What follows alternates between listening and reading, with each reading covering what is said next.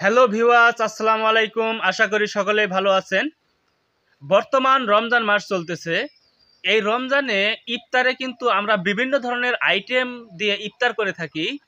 আর বিভিন্ন ধরনের আইটেমের পাশাপাশি একটি কমন আইটেম আমাদের ইফতারে থেকেই থাকে, আর সেটি হচ্ছে জুস।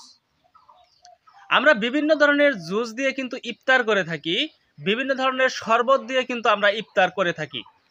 আমাদের ধারণা এই সকল জুস বা এই সকল শরবত দিয়ে ইফতার করলে আমাদের শক্তির চাহিদা মিটে, আমাদের প্রোটিনের চাহিদা মিটে, আমাদের ভিটামিন ক্যালসিয়ামের চাহিদা মিটে।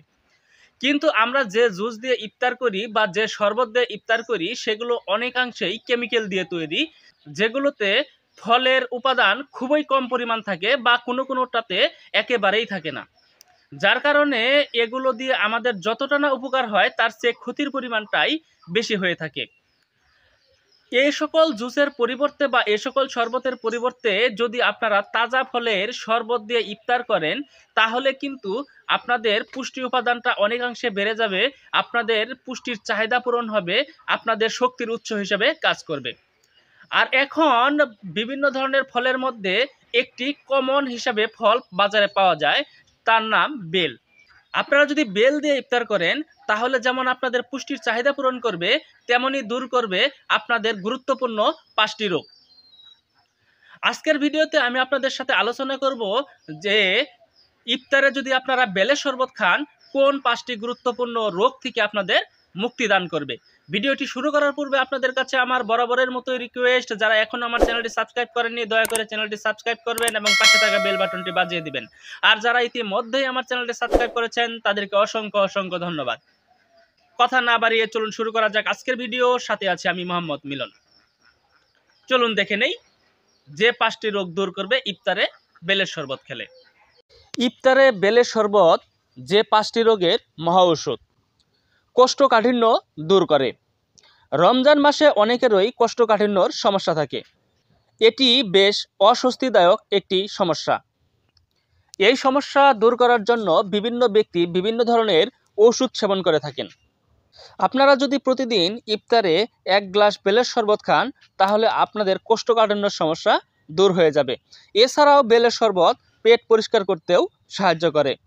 ইফতারেই শুধু নয়, বছরের অন্যান্য সময়েও যদি আপনি বেলের শরবত খান তাহলেও আপনি এই সমস্যা থেকে মুক্তি পাবেন। গ্যাস্ট্রিকের সমস্যা দূর। যারা দীর্ঘদিন থেকে গ্যাস্ট্রিকের সমস্যায় ভুগতেছেন, আর রমজান মাসে সাধারণত এই গ্যাস্ট্রিকের সমস্যাটাই আরও বৃদ্ধি পেয়ে থাকে, তাই আপনারা এই গ্যাস্ট্রিকের সমস্যা দূর করার জন্য প্রতিদিন ইফতারে 1 গ্লাস করে বেলের শরবত খেতে পারেন। আপনারা যদি প্রতিদিন 1 গ্লাস করে বেলের শরবত খান তাহলে আপনাদের গ্যাস্ট্রিকের সমস্যা দূর হয়ে যাবে। ডায়াবেটিসের সমস্যা দূর করে। যারা ডায়াবেটিসের সমস্যায় ভুগছেন তারা ইফতারিতে নিয়মিত বেলের শরবত খেতে পারেন, কারণ এটি ডায়াবেটিস নিয়ন্ত্রণে ভূমিকা রাখে। তবে এক্ষেত্রে শরবতের সঙ্গে চিনি যোগ করা যাবে না। বেলে থাকা মেথানল নামক একটি উপাদান ব্লাড সুগার কমাতে অনবদ্য কাজ করে থাকে, যে কারণে ডায়াবেটিস নিয়ন্ত্রণে রাখতে বেল সহায়তা করে। তাই ডায়াবেটিস নিয়ন্ত্রণে রাখতে পারেন বেলের শরবত। আর্থারাইটিস দূর করে।